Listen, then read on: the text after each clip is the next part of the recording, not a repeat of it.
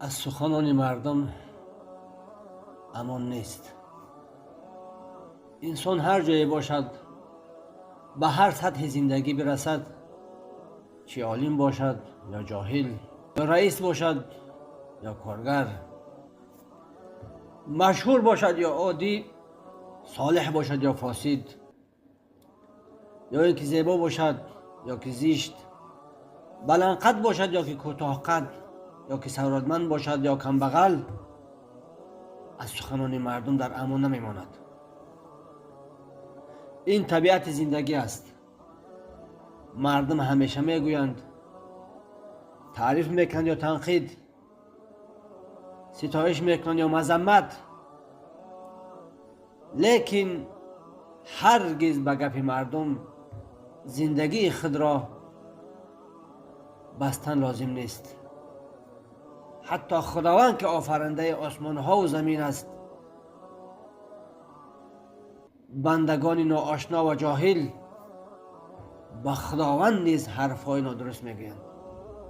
پیامبر اکرم صلی الله علیه و سلم که بهترین انسان، کاملترین انسان در عقل، زیباترین انسان در اخلاق و مکملترین انسان آفریده باشد، هم از طعن و گپ مردم در امان نموند. خداوند میفرماید ما میدانیم که از گپ های مردم دلت تنگ میگردد.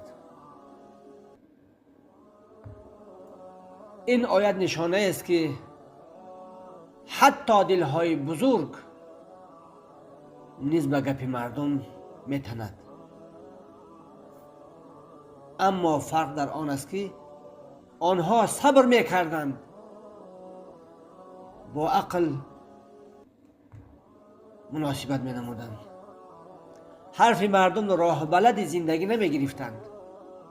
از سخن مردم هرگز در امان نیستیم. مهم نیست مردم چی میگویند، مهم آن است که تو در نزد خدا چگونه هستی. گوش کن،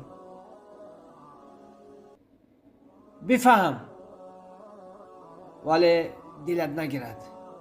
جواب ده، ولی با اخلاق و با عقلانه.